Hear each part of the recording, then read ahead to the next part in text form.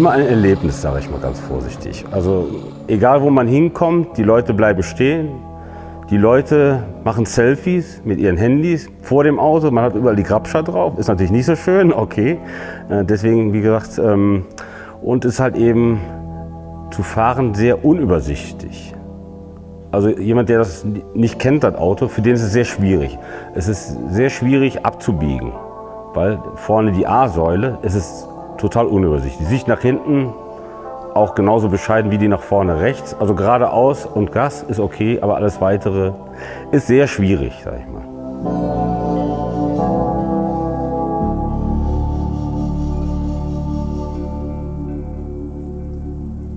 Hallo, ich bin der Christopher Braun, ich komme aus Pulheim. Ich wollte euch heute meinen Strom-Derella vorstellen, das Auto hinter mir.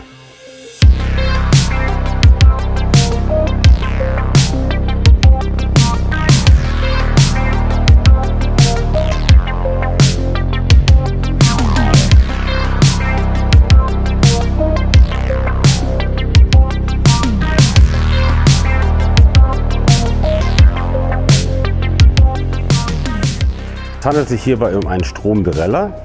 Das ist ein Fahrzeug, was in Deutschland gefertigt wurde. Ist ein Nachbau von einem Lamborghini Countach. Maße 1:1 übernommen. Ist ein deutscher Automobilhersteller gewesen. Der hat das Auto gebaut, um halt eben einen alltagstauglichen Sportwagen zu erstellen. Das Auto hat Technik von Renault Alpine. Der komplette Rahmen ist eine Eigenkonstruktion.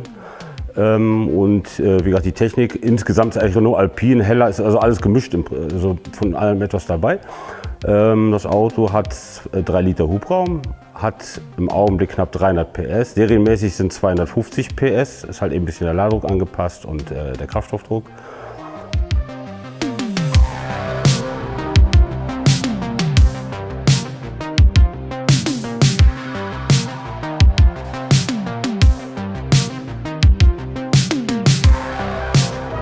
Das Ganze fängt natürlich schon mit der Kindheit irgendwo an. Man hatte also immer schon dieses Auto vor Augen, beziehungsweise auch als Poster im Kinderzimmer hängen und hat sich in diese Form verliebt.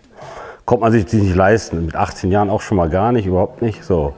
Durch meinen Beruf als Kfz-Mechaniker, ich habe bei Renault gelernt und auch gearbeitet und fing dann damit an, Renault Alpines zu sammeln, zu kaufen, zu fahren. So, und dadurch bin ich auch irgendwann in den Strom-Derella gekommen. Er hat halt eben die Form, die ich liebe und die Technik, die ich arbeiten kann, beziehungsweise die alltagstauglich ist. Und daher habe ich mir das Auto gekauft. Das ist jetzt circa 8 Jahre her.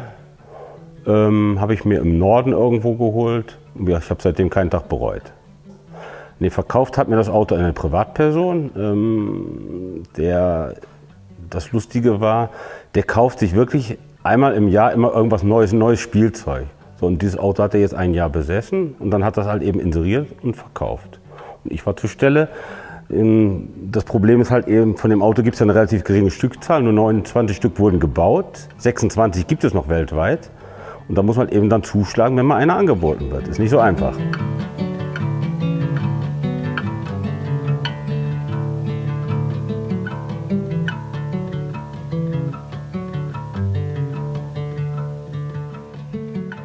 Gesehen habe ich die schon mal ursprünglich auf dem Treffen.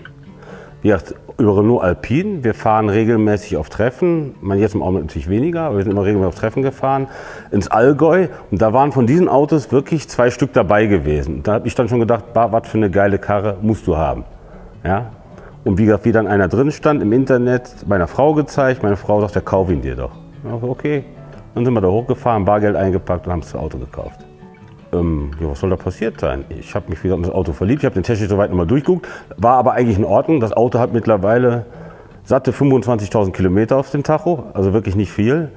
Wie gesagt, wir fahren den wirklich nur bei Sonntag und schönem Wetter oder halt eben auch eine Woche, wenn schönes Wetter ist, wenn man Zeit hat. Ne? Zeit hat man natürlich wenig. Und daher, wie gesagt, kommen auch nicht viele Kilometer zusammen, aber ich sehe es auch so ein bisschen als Wertanlage, das Auto. Ne? Also der hat im Prinzip, seitdem ich den gekauft habe, ca. 100% an Wert schon zugelegt. Und ich glaube, das wird auch nicht weniger werden in Zukunft. Deswegen, ne, also der steht sich hier nicht kaputt, der wird regelmäßig bewegt und gewartet und alles ist gut.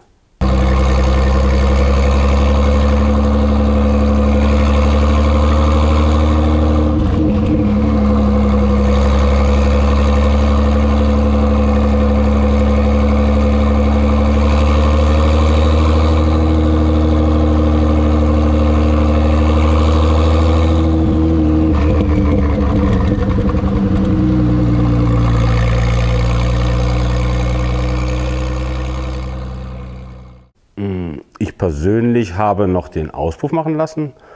Da ist noch ein Auspuff hier angefertigt worden extra. Hier bei uns im Brauweiler gibt es einen Auspuffbauer und der hat das aus V4A sogar gemacht, Edelstahl. Das ist ein Strömungstechniker, der hat also wirklich den Auspuff angepasst, genau mit 100 Zeller Cut und allem drum und dran. Und sieht optisch aus wie das Original eigentlich von den Endrohren und sowas, hört sich nur ein bisschen lauter an, sag ich mal. Aber nicht unangenehm. Das Auto hört sich wirklich, ich finde es auf dem Klang 1A.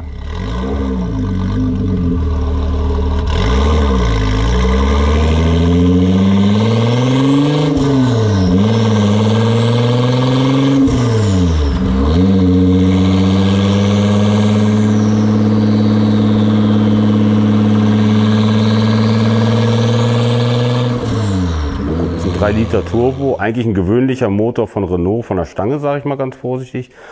Der ist entnommen worden aus dem Renault Alpine 610. Da hat er auch diese 250 PS. Das ist die letzte Serie, die bei Renault Alpine seinerzeit gebaut wurde, 94. Mittlerweile gibt es ja schon wieder einen neuen Renault Alpine, aber das hat damit schon wieder gar nichts mehr zu tun. Hier wurde ein Renault Alpine als Heckmotor verbaut. In dem Dreller hat man den Motor komplett gedreht und der ist als Mittelmotor verbaut. Aber ja, leistungsmäßig tut sich das alles nicht. Das ist wirklich eine sehr störunanfällige Technik. Wirklich Auto reinsetzen, starten, fahren. Der braucht nicht viel, ab und zu mal einen Ölwechsel, ein paar neue Zündkerzen, wie das andere Auto auch. Und viel mehr ist da nicht notwendig. Der Motor hat Hydrostößel, ja, da braucht man keine Ventile mehr dran einstellen. Ja, der hat keine Zündkontakte mehr oder sonst. Also wirklich, das läuft eigentlich fast immer, wenn man nichts falsch macht. Also es macht tierisch Spaß, ja. Wenn man drauf tritt, der Turbo kommt, das Auto, es macht Spaß. Das Auto liegt satt auf der Straße, so breit wie der ist, so liegt er auch auf der Straße. Das ist das Schöne daran, ne? Man kann wirklich in die Kurven reinknallen. Und er ist dennoch komfortabel. Der ist also nicht bretthart gefedert, wie so mancher, weiß ich was, so ein Tuning-Golf oder was, wo man so rumstückelt, ne? Man kann wirklich komfortabel reisen im Auto, ne? Selbst da fährt meine Frau eigentlich gerne mit, wenn da nicht ein Manko wäre, der Scheibenwischer. Meine Frau ist relativ klein, die guckt immer genau vor den Scheibenwischer und sagt, ich sehe nichts. Für die ist das echt doof. Ja? Aber ansonsten, und halt eben, hatte ich auch schon mal angesprochen, die Fenster gehen leider nur einen Spalt weit auf. Auch wenn es elektrisch geht, aber es geht einfach nicht weiter. Und im Sommer ist halt eben schön, wenn man ein bisschen mehr Luft hätte. Ne? Das Auto hat zwar serienmäßig eine Klimaanlage verbaut, aber die funktioniert zurzeit nicht. Dieses Auto ist eigentlich ein Mischmodell. Also der Herr Strom hat sich seinerzeit von allem was zusammengesucht, was er meinte, was am besten zusammenpasst. Das ist ja kein Original-Nachbau von einem 5000er Lamborghini, sondern es ist eher so ein Mischmasch aus dem 5000er und aus dem Jubiläumsmodell. Mit diesen langen Lufthutzen hinten. Der wiederum hat aber andere Rückleuchten, die hat der aber wiederum nicht. Also das ist eigentlich ein Mischmasch. Ne? Er hat sich wirklich das Beste rausgesucht. Außenspiegel VW Corrado, sage ich mal. Elektrisch verstellbar, weil man wollte ja Komfort haben. Nicht so wie im Originalen. Ja? Der Heckspoiler ist eine Eigenanfertigung, weil dieser Original-Lambo-Flügel, dem einen gefällt es, dem anderen nicht. Ich finde diese Lösung klasse. Mir gefällt das sehr gut, deswegen bleibt er auch da drauf. Und ich lege auch Wert darauf, dass das Auto original bleibt. Ich möchte da nicht großartig was dran rumbasteln.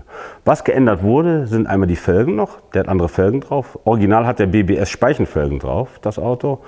Und dieser hier, das sind Imagefelgen aus England. In den stolzen Dimensionen hinten 15 x 15, 345er Reifen.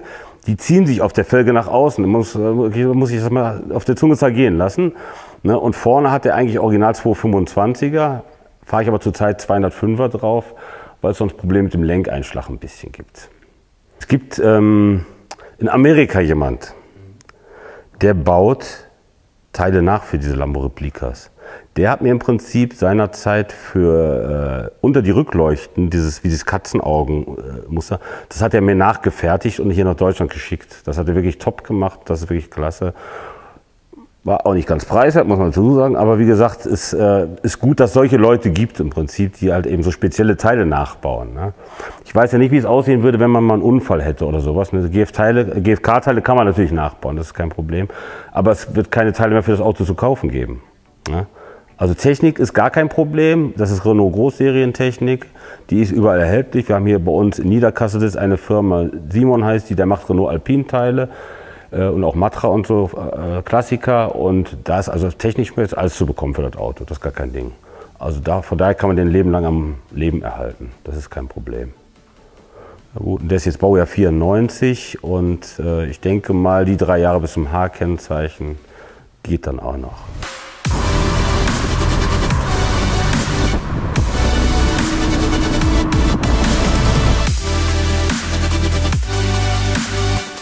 Auto gefällt mir rundum gut. Eigentlich, da gibt es nichts Spezielles, wo ich mich drin verliebe. Ich habe immer gesagt, und wenn der Sprit irgendwann mal 10 € kostet, dann hole ich mir eine Kiste Bier und einen Klappstuhl, setze mich davor, gucke mir das Auto einfach nur an, weil es mir einfach gut gefällt. Ja, und das hat mir früher gut gefallen, das gefällt mir noch gut. Das ist einfach die komplette Optik. Da ist nichts dran, wo ich sagen würde, okay, das hätte man vielleicht schöner machen können oder so. Also mein Geschmack hat es voll getroffen.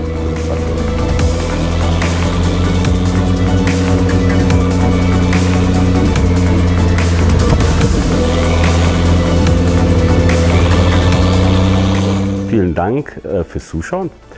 Es würde mich sehr freuen, wenn euch das Video gefallen hat. Es würde mich auch sehr freuen, wenn ihr ein paar Likes da lasst, beziehungsweise Kommentare, wie es euch gefallen hat. Es würde mich sehr freuen, wenn ihr den Kanal von Sauerkraut abonnieren würdet. Und ansonsten wünsche ich euch noch einen schönen Abend.